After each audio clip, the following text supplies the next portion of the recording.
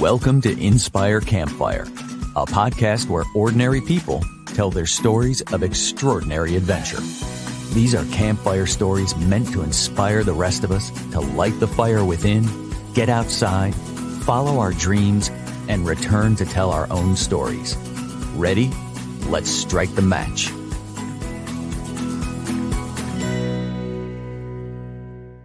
Welcome to the show. I'm your host, Scott Wurzbacher, and today we're heading deep into one of the most fascinating and wild places in America, the Florida Everglades. This incredible ecosystem is a vast network of slow-moving water, sawgrass marshes, and unique wildlife from alligators to wading birds. It's truly unlike anywhere else in the world. Joining us for this adventure is Justin Tucker from the North Carolina Outward Bound School. Justin currently serves as advancement coordinator, but his roots run deep in the field. He's led countless expeditions in the North Carolina mountains and the Everglades. His story is inspiring. A city kid who discovered the outdoors, fell in love with it, and even thru-hiked the Appalachian Trail before finding his calling with Outward Bound. In this episode, we'll hear Justin's journey and explore what it's like to guide students through an Outward Bound course in the Everglades. This is a first for Inspire Campfire, and I can't wait to dive into the beauty, challenges, and lessons of one of America's most unique national parks. So grab your gear and join us around the campfire as we discover Justin's connection to the wild and the Everglades. Justin, welcome to the campfire. Thank you, Scott. I'm excited to be here. Man, I'm so excited. We've had some great conversations leading up to this, and I'm really excited to share with the listeners. The Everglades is someplace that I've not been, and I'm very, very intrigued by it. You know, my experience has always been in the woods and backpacking in the mountains, but there's something really cool about the Everglades that I'm excited to hear. But so before we even go there, you know, in the intro, I introduced you as a guide and working for the North Carolina Outward Bound School. And there may be some listeners that aren't familiar with Outward Bound. So I wonder if we could start there. Could you kind of just give us a quick overview of Outward Bound and what it means to be an Outward Bound instructor? Yeah, of course. Well, Outward Bound is a school, first and foremost. We focus on wilderness experiential education. And for those who may not know what that is or what that means, we pretty much take our students on backpacking trips. So they could be anywhere from 5 days to 70 days if you're taking a semester-long course. And we also incorporate rock climbing and whitewater paddling into these trips. So we're sort of combining the technical aspect of teaching our students how to do these activities like backpacking and rock climbing. And at the same time, we also incorporate like practical life skills like leadership, how to make decisions, how to work with a team. So it's a pretty unique experience. Yeah. And so who are the typical participants in an Outward Bound course? We primarily serve students from the later middle school to high school age. I believe our youngest students are about 14 years old, and we serve folks all the way up into adulthood. We work with veterans, nurses, educators. Sometimes we get professional groups who want to do an Outward Bound course just for team building and team bonding. So a wide variety of people. Yeah, I think that's one thing that I kind of like to emphasize, being a 50-year-old adult, right? That Outward Bound, I think, is not just for kids, right? There are adult courses as well. Right. And I also want to emphasize that Outward Bound is not necessarily for troubled youth. So I hear that all the time where I say I work for Outward Bound and people sort of associate it with the wilderness therapy industry. Yes. And I just want to say there are two different things where we do not focus on troubled youth. We focus on all youth as well as anyone who is interested in a different type of expedition. Yeah, I love that. So one other question, like what is the difference between like an Outward Bound course and just going on like a guided backpacking trip? Some differences are you might not know who you're going to be with on an Outward Bound course, whereas if you're planning your own trip with your own group of friends, you all already have some sort of relationship that you've built previously. But many times on an Outward Bound course, you are meeting your crewmates when you arrive at the airport in Asheville. And so you have to work on building those bonds rather quickly while diving right into the experience of the course itself. So that's a bit unique. And we also sort of use some what I would call traditional methods, such as we sleep under tarps when we camp instead of tents. Yeah. So there may be a little bit of an adjustment period if you've never camped before, or if you're used to zipping yourself into a tent at night. On our courses, we are under tarps and a little bit more exposed. Some other differences, we carry all of our like cooking gear, which are larger pots and pans, with us, and those items are dispersed amongst the crew, so no one person is carrying everything. And there's just a lot of teamwork and shared responsibility. Yeah, I appreciate that. And I mean, I would say too, like just from my perspective, Outward Bound is teaching skills and leadership and, personal qualities that help us to become better people. And it's not, and for kids, of course, it's something they can carry into adulthood. But, even for us adults, like these are skills that help us build confidence and competence and, just the ability to just be better and prove to ourselves like how much we can actually accomplish in the world versus just going on an experience where, somebody's guiding you along and making food for you and telling you where to sleep. Exactly. Yeah, an amazing experience. So before we get into the Everglades, a little bit about you and how you came to the adventure world. And I guess ultimately we'll get to how you came to Outward Bound, but how did you find adventure? I came into outdoor adventure in adulthood in the latter half of my 20s.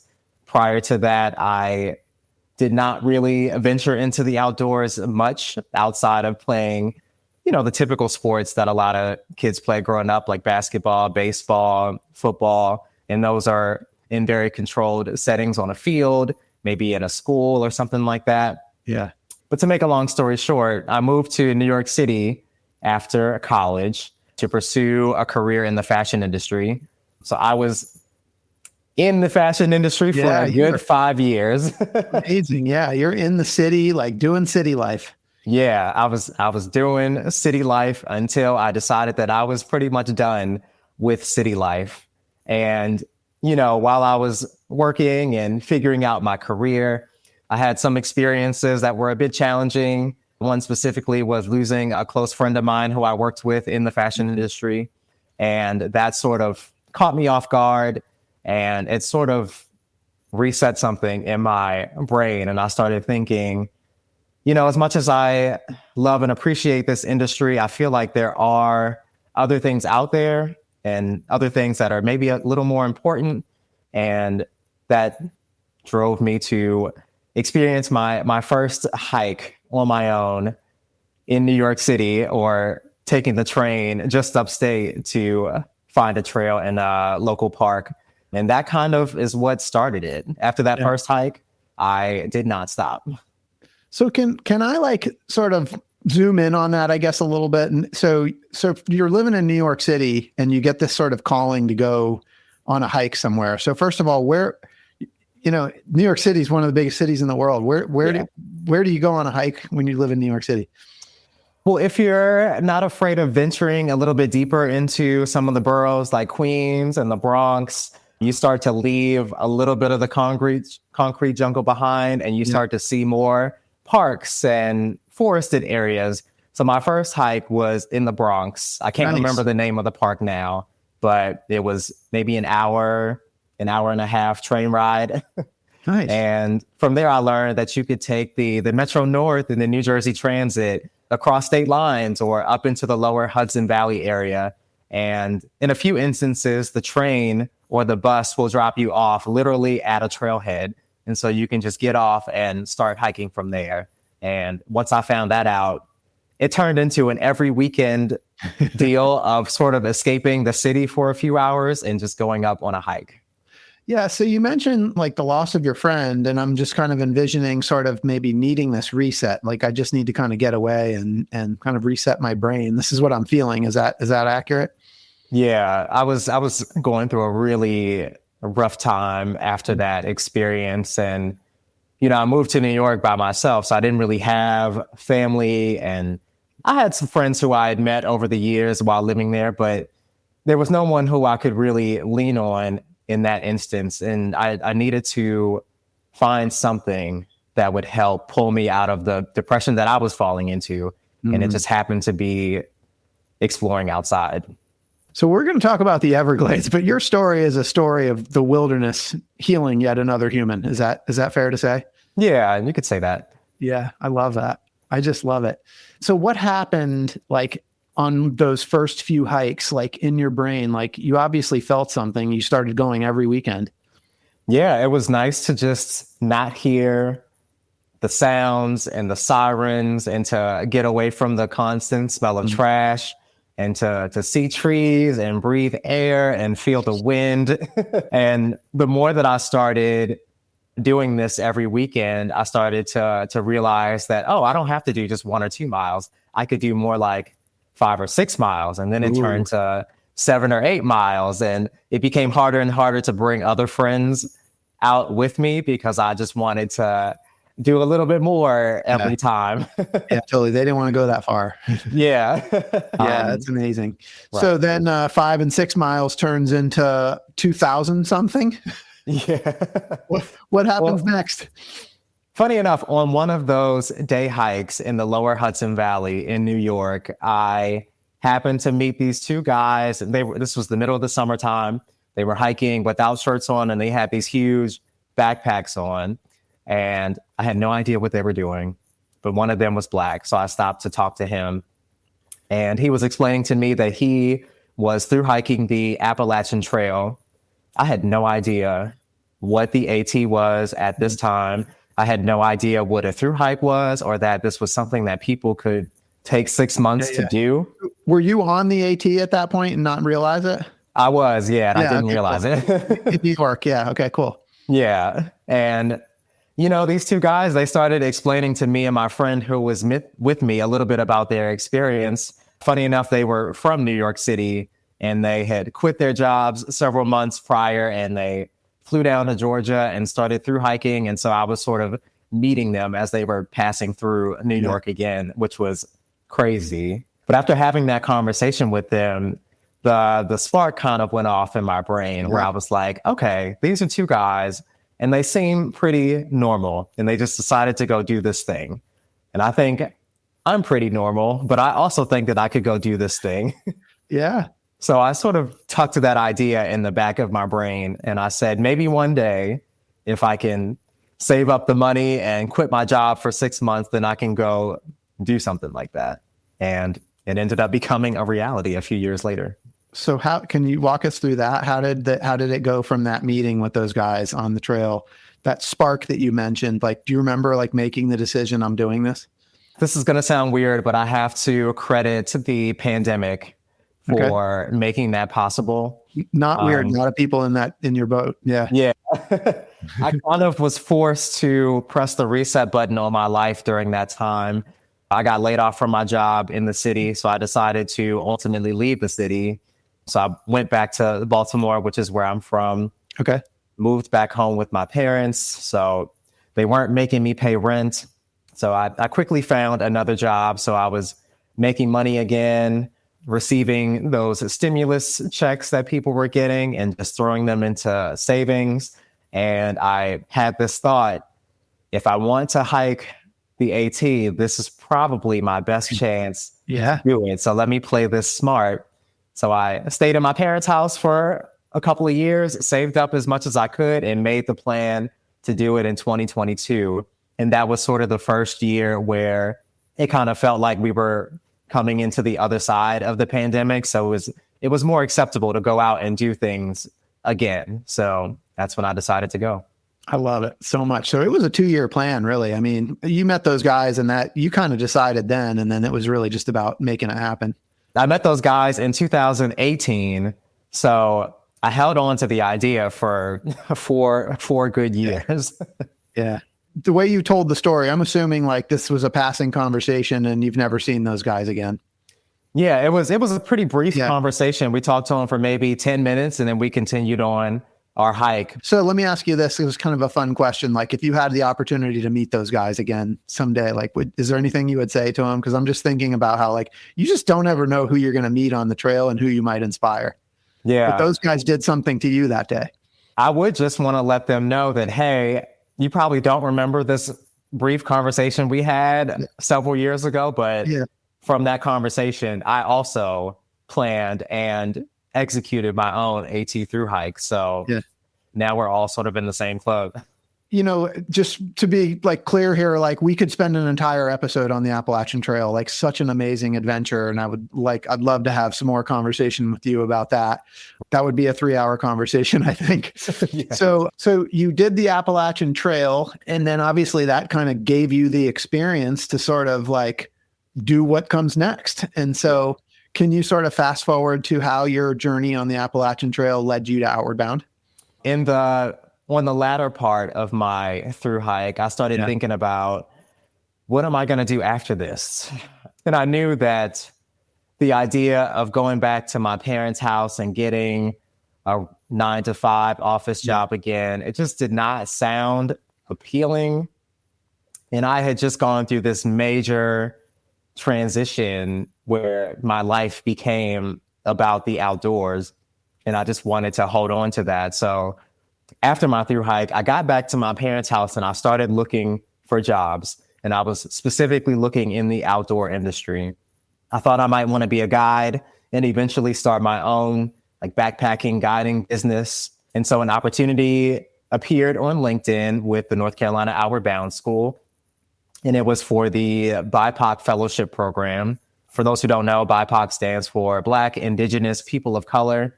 So this is a program that Outward Bound in North Carolina started maybe 3 years ago now. Okay.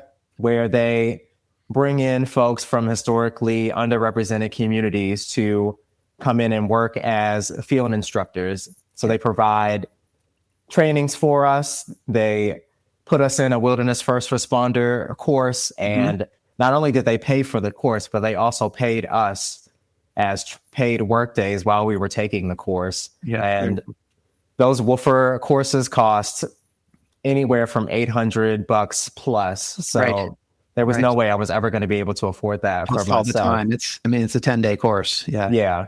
That's really what brought me to North Carolina Outward Bound. I saw that opportunity. I applied for it. I excelled in my interviews. And before you know it, I was packing up my car and driving down to the Western North Carolina area. Hey, everyone. It's Scott here. This podcast is a passion project for me because I absolutely love adventure. And it's thanks to the effort of my residential real estate team here in Charlotte, North Carolina, that many of you know as the W Realty Group, that this podcast gets funded. This awesome group of people have unmatched levels of competence and caring for our clients. If you know of anyone looking to buy or sell a home, our team serves the Charlotte, North Carolina market, but we can also help you find an agent anywhere throughout the US or Canada through our highly connected network.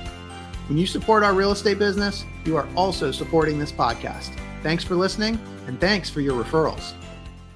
It's amazing. And I'm assuming that they're probably mesmerized by your experience and, you know, kind of made it a no-brainer for both of you guys, like a real win-win. It's always helpful to know that someone has like some experience in the outdoors. It doesn't have to be a lot, but if you're great working with people and also able to be comfortable in some uncomfortable situations, then this could be a great opportunity for you. And it was for me. It's amazing. Okay. So before we step into Outward Bound and all of that, a couple of things. I want to just ask you just like maybe one highlight from the Appalachian Trail, and then like any sort of like major life lesson or thing that you learned about yourself in that 6-month experience, kind of what your biggest takeaway was from that experience. It's funny because this was not a highlight while I was in the thick of the through hike, but hiking through the presidential range up in the Whites in New Hampshire. At the time, I was miserable because I was so exhausted. But looking back on it, the presidential range is so beautiful. I want to go back and backpack that section again just to see it all again because it is so incredible. So that is a highlight in hindsight. But in the moment, I was like, when can we stop hiking up all these mountains? Because I'm tired. It was struggle and it was beautiful all at the same time. Yeah. So what's your kind of like, what's the biggest thing that you learned about yourself in your AT experience? I think this was something that I sort of already knew, but this experience sort of reaffirmed it for me. And was literally that I can do literally whatever I want. Yeah. If I set out to do something, and I learned this from moving to New York City by myself with maybe $1,000 in my pocket, and I made it work. And I lived there for several years. And then when the pandemic started and my life changed, I decided I was going to go through hike. And so I put the plan together, put all the pieces together, and then I went out and did that. So it's like I can do whatever I want. I love that. I love it. And I think that that's exactly what the North Carolina Outward Bound School does for people. Yeah. Is it helps build that confidence that you can do things that you didn't think you could do. Yeah. Builds confidence and unlocks potential. So obviously we're an adventure podcast. I love the outdoors. I love nature, but I do I have to say, I do love New York City. It's such a great place, but I understand, but I understand. And I think one thing that I heard you say that it kind of caught me and I just wrote it down, but you said my life became about the outdoors. Yeah, essentially. Yeah.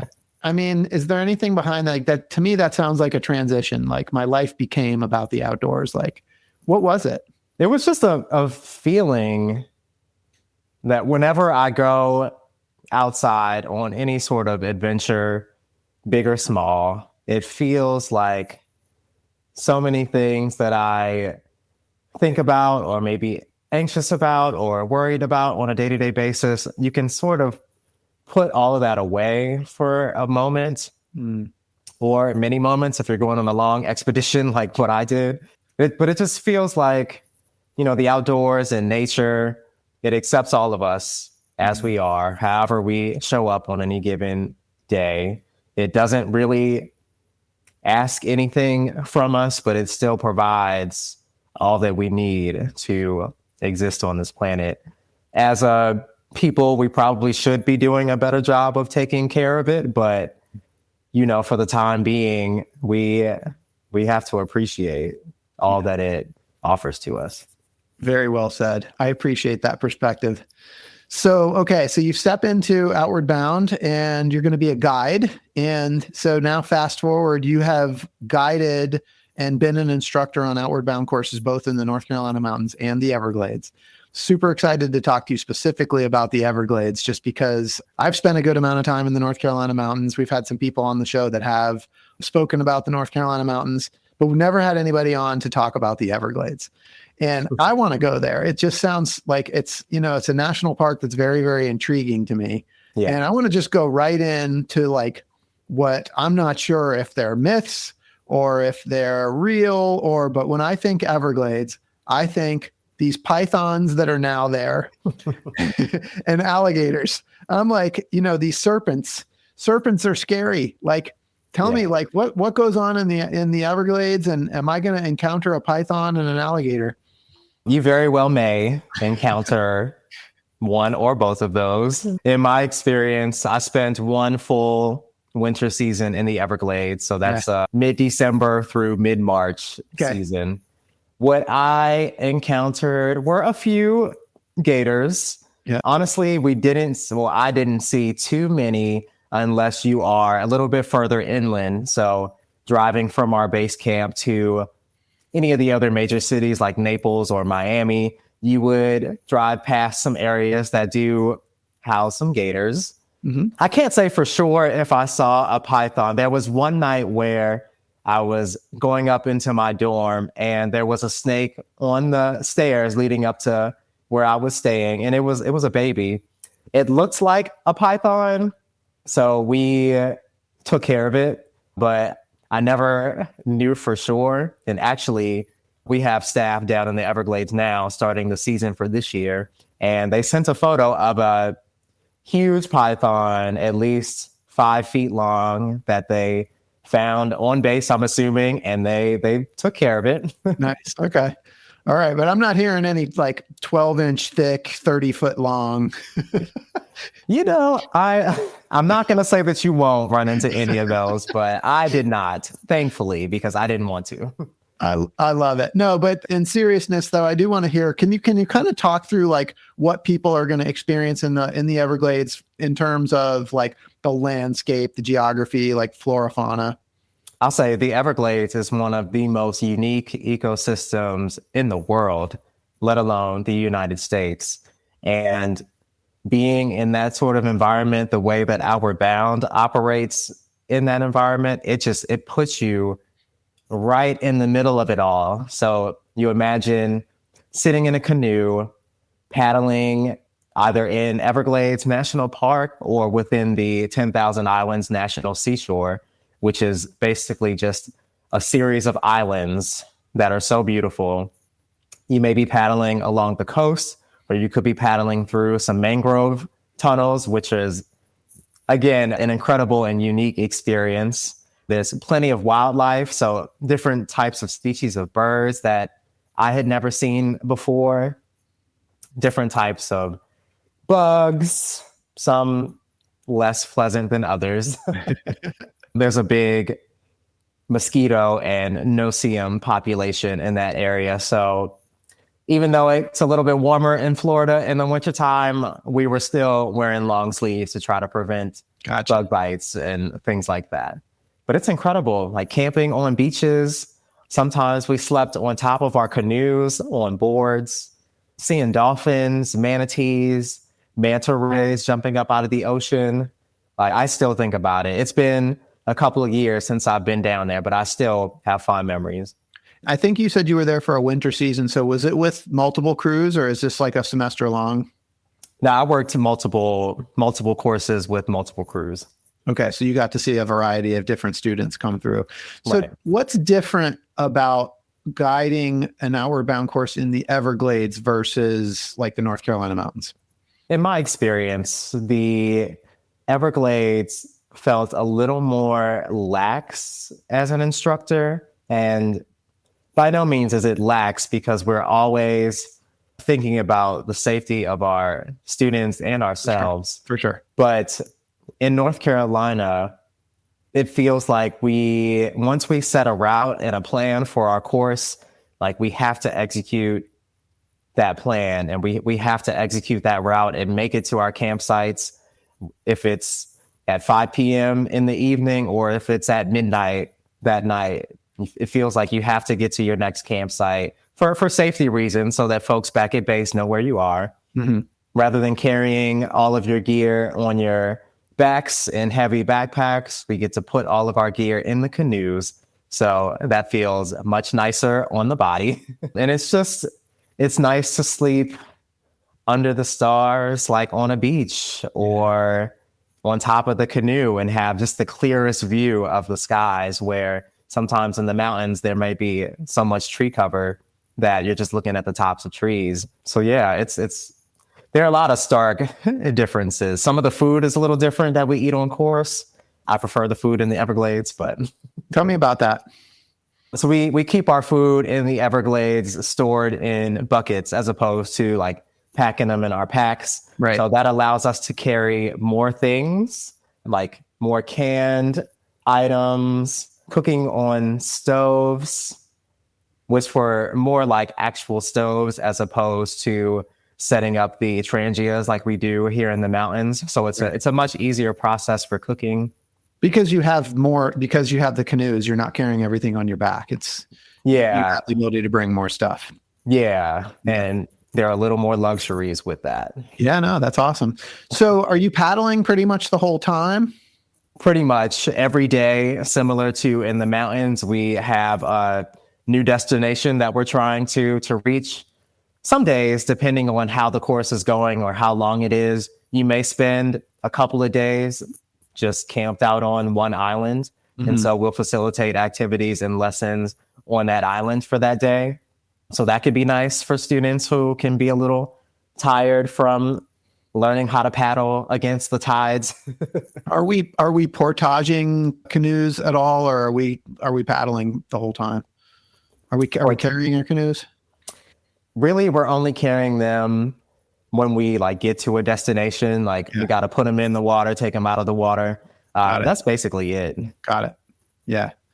Oh man, so awesome. So what are some of the highlights that you recall from your time in the Everglades, whether it's an experience or moments or? There was one course specifically that I think I will always remember. Actually, the New York Outward Bound school sent a couple groups of students down to the Everglades for a course. And this course fell between Christmas and New Year's. Cool. And a lot of the students that we had, this was their first time sort of being away from their families over the holidays. And a lot of them were very sad and very homesick about that. So myself and my co-instructor, we spent literally the entire course just trying to cheer them up and keep them going. And New Year's Eve, we made it to one of the best campsites we could have had that evening.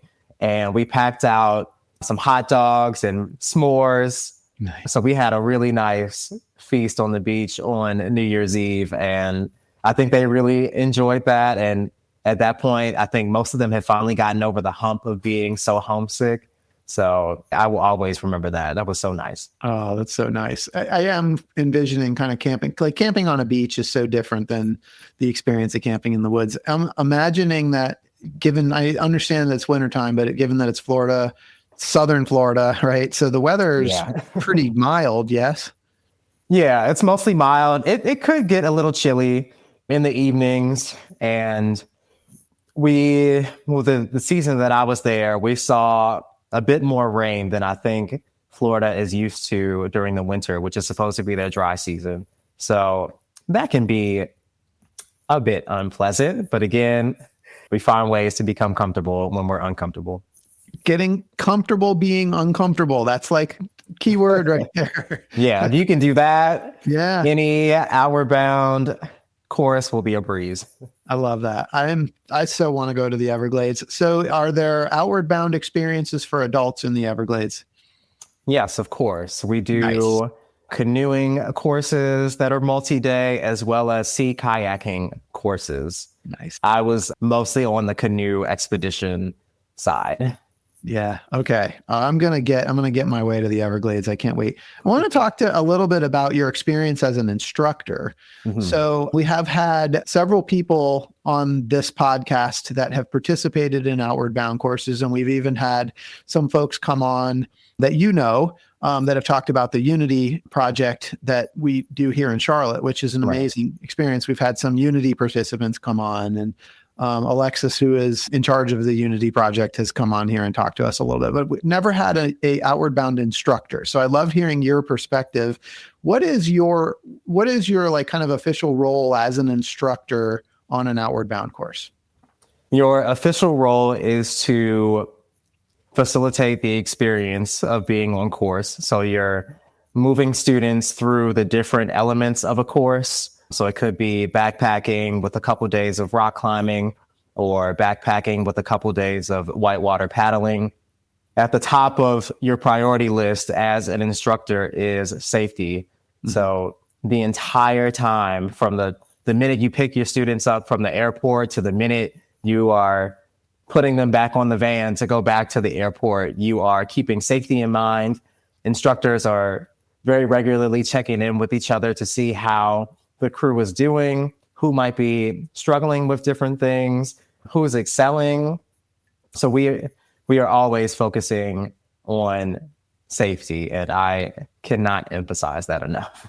Y'all do such a good job with that piece. I mean, I think you've got that dialed in, been doing it for a long time. So the cool thing, like Outward Bound is about sort of teaching people. There's the experience, but then there's like the skills that come along with it. And I think like so much of what people get out of it is realizing that they're able to do more than they thought that they could. And that involves like, you have to go through the struggle to realize that. So I'm like really curious from an instructor standpoint, like how you balance like, this acknowledgement that you kind of have to let people struggle a little bit in order to have the full experience. But at the same time, you still want to keep them safe, and, you want them to know that you're there to help them. I'm just curious, like how you kind of manage and balance that. Right. At the beginning of a course, instructors are very hands-on with students. So we're teaching our students how to complete all of the day-to-day tasks, like in the morning, breaking down camp, cooking breakfast. These are the processes. These are the roles and responsibilities that each of you will have. And we do that for every process throughout the day. We have instruction on backpacking as a group, instruction on setting up and breaking down camp, instruction for working in the kitchen, fixing meals. So initially, we don't expect many of our students to know how to do a lot of this stuff or know how to do it the way that we do it with North Carolina Outward Bound. So we're very hands-on in the beginning. Students can ask pretty much any question they want. And as instructors, we try to do our best to give them as much information as possible. And as the course progresses, the instructors will slowly sort of take a step back and will hand over more and more responsibility to our students. So in the morning, when it's time to get up and break down camp, instructors might not be giving out every single direction. We may sit back and wait to see, can the students pick things up themselves and start breaking down camp and get started on breakfast. So throughout the entirety of the course, we're slowly, hopefully, stepping back. And that sort of depends on the efficiency of your crew. Some crews pick things up and work a lot better with each other than others. Some crews may need more hand-holding throughout the entirety of the course, which is no problem. We work with each of our students as they are, and we try to meet their needs as best we can. The hope is that in the last few days of course, the instructors can fully take a step back and let the students sort of control their own experience for the latter part of their course. And there's an element that we call final, which is where we're sort of releasing all of the roles and responsibilities over to students, and instructors are kind of just following behind, making sure that everyone is safe and okay. Right. It's almost like they get to be the guide now and you get to walk along. That's so cool. What's it like for you to sort of witness the transformations that the students go through over the course of the experience that y'all are having together?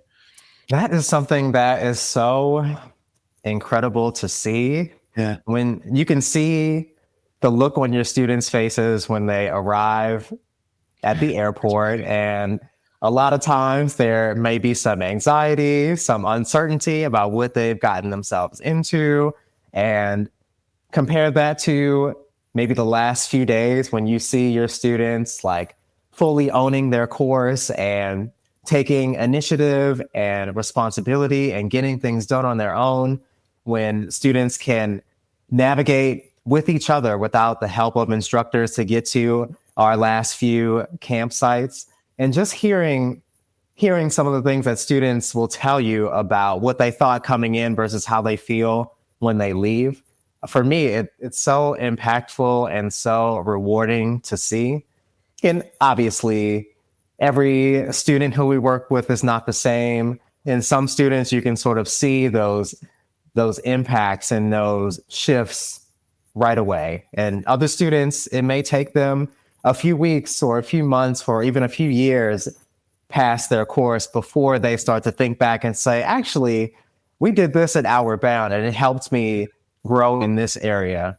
So it's fun when you can see it in real time, but there's also the sort of notion that if they don't see it today, it'll come. They're going to, yeah. Are there any specific experiences that stand out in your mind? I could generate some images of certain students who I've worked with. Actually, I could talk about a couple students from the Unity project.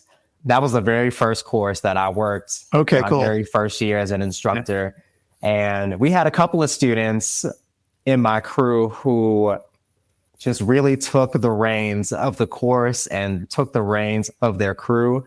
And these two students were leading the rest of their crew for the entirety of the course. And they just took to everything. Yeah. And later on that same summer, both of them ended up signing up to come back for a 14 or 22 day course. Yeah. And I was like, man, we had them in our crew when they didn't know how to tie a knot to set up their tarp. And now they're taking this like almost month-long course. Like, that's awesome. Yeah. Does it remind you of yourself, like going from the city and like all of a sudden, like you said, my life became the outdoors? It does. Like, my story is so similar to so many of these students where I did not grow up venturing in the outdoors. Yeah. I didn't hike. I didn't camp.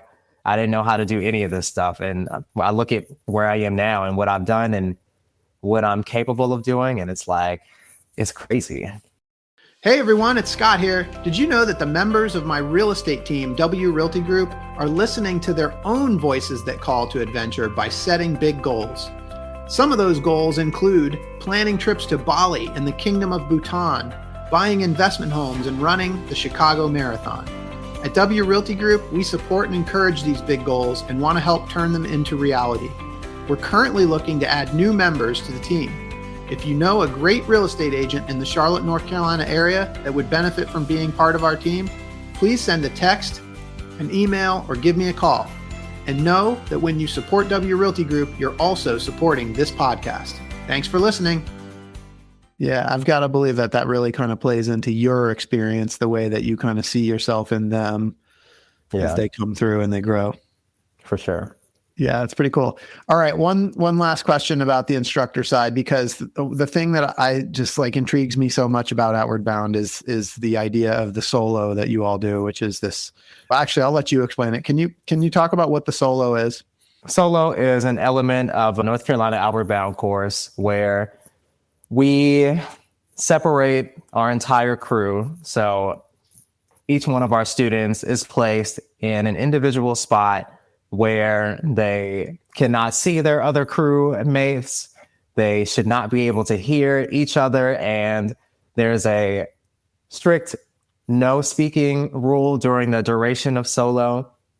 So our students have to remain in the spots where we put them for however long. For shorter courses, it may last just a few hours, but for longer courses, it could last 2 or 3 days. And this is an element, of course, to allow students to just sit with themselves without any stimuli, without any distractions, and they can process whatever thoughts that come up. They can play around with things that they find around them in their natural environment. So we often have students who will build little mailboxes using sticks and branches that they find around them. And it's creative, or it's time for creativity. Students can exercise within the confines of their spot if they would like. And instructors will come around and we'll check on our students throughout the day, making sure they're doing okay and making sure all their needs are met.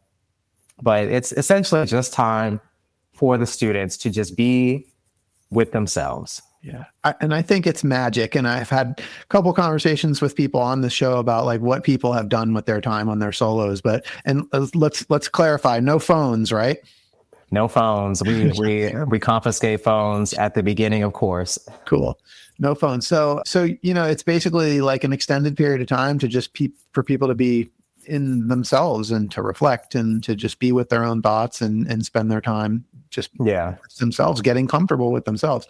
And I love these conversations, and I just love this whole thing.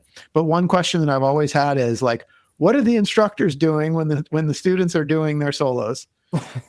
maybe that's secret sauce. Maybe I'm not allowed to go there, but it's just, I had to ask. For the most part, we're still working. This is not a break for us by any means. Like I said, we spend time going around checking on our students, making sure they're doing okay. And when we're not doing that, we may be checking in with base to make sure that logistics pieces are going according to plan. Instructors will sit down and check with each other. As I mentioned earlier, we have touch bases constantly throughout the duration of course. And that's a lot of what's happening while students are on solo. So we'll be checking in with each other to see, hey, how are you doing? How am I doing? We're so many days into this course and we have X amount of days left. We're putting the final pieces together for the last leg of the course. If there are other logistics pieces that we're still trying to work out. And, sometimes things change in the moment and we have to sort of just go with it. So we're always working, unfortunately. But you're doing what you love. And that kind of brings me to my sort of last question really is, you followed your passion. You had these life experiences that led you to trails, which led you to the Appalachian Trail. You've kind of found the outdoors as something that you're passionate about. And now you're working in that space. That's pretty awesome to be able to have that path. And so I guess I'm curious for Outward Bound specifically, how has Outward Bound sort of changed you as a person and helped you become a better person? One thing that I like to stress about the North Carolina Outward Bound School specifically is just the community. Mm-hmm. Compassion is one of our core pillars. And I will say from experience that every single person who comes to work for this school embodies what it means to be compassionate. And it's all the time for us. And I appreciate that so much. And I'm someone who I've lived in different places. I've moved around. So it can be sort of difficult to keep in touch with friends and family members when I move around or have moved around so much. But when I came to North Carolina, the North Carolina Outward Bound School was a community that opened its arms to me. And it's the reason why I'm still here. And I don't plan on going anywhere anytime soon. The community means so much to me. This organization means so much to me. The students that we work with mean so much to me, and the impact that we have on them. I can't think of anything else that I would rather be doing right now. Yeah, I love that.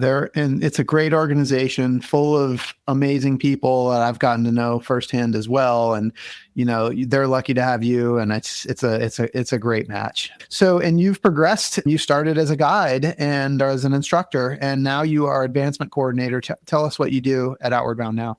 Yes, as advancement coordinator, my role is sort of split in half. So half of that is development, which is sort of helping with fundraising and helping to ensure that the school moves in the direction that we want to move to in the next 5+ years. And the other half of that is marketing. I have marketing experience in prior roles, prior careers and industries. So I'm helping out with our outreach efforts, our marketing efforts, putting together content. And I'm only maybe 3 or 4 months into my role now. So I'm excited about all the things that we have planned coming up in future years.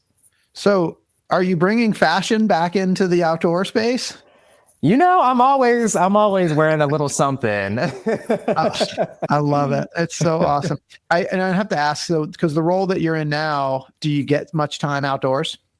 Not as much as being a field instructor, but I guess what I kind of appreciate now is that when I go explore, it's nice that I only really have to worry about my own safety. And it's nice to just go out and be able to do what I want. It's true. Yeah. Even though there is a part of me that misses being in the field and working more directly with our students, maybe one day there might be a way that I can sneak off and go work another course, but we'll have to see about that at a later date. But are there any big adventures looming in your mind that you'd like to be able to do at some point?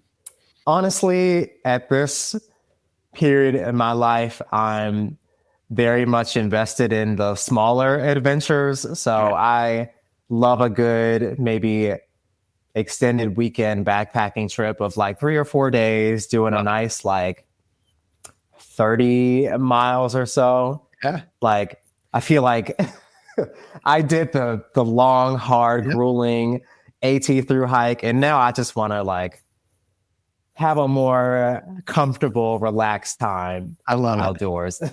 That's fantastic. Justin, if people want to find out more about you or the North Carolina Outward Bound School, what's the best way for them to do that? I will plug the Outward Bound School first. You can find anything related to North Carolina Outward Bound School at our website, just www.ncobs.org. We are also on social media. On Instagram, I think it's Outward Bound NC, or it's NC Outward Bound, one of those. Then you can also find North Carolina Outward Bound School on YouTube, where I'm working with our advancement and marketing teams to try to push out more content. So be on the lookout for that. And also, one more plug, I am sort of initiating an alumni engagement program so that we can keep in touch with our alumni well beyond when their Outward Bound course ends. So we have some special events for former students and former staff coming up. I'm going to be hosting an alumni virtual social hour for the holidays. So just an hour of folks getting together and talking about our memories and experiences. Perfect. If anyone's interested in keeping up with me personally, I'm on Instagram at trailhead Justin, all one word, spelled the way that it sounds. Love it. And we'll put those links into the show notes as well. Okay. Justin, I mean, fashion industry in New York City, to the trail, to the AT, to leading students on amazing outward bound trips in the mountains and the Everglades, like all over the place. Like, you've lived this epic life, and there's still lots more to come. But, you know, at some point, Hollywood is going to pick up on your story. And when they do, they're going to want to make a movie about your life. And when they do, I want to know who the Hollywood personality is that's going to play you in your movie. I think the last movie that I saw was Sinners, and the lead actor in that is Michael B. Jordan. Michael B. Jordan. Okay.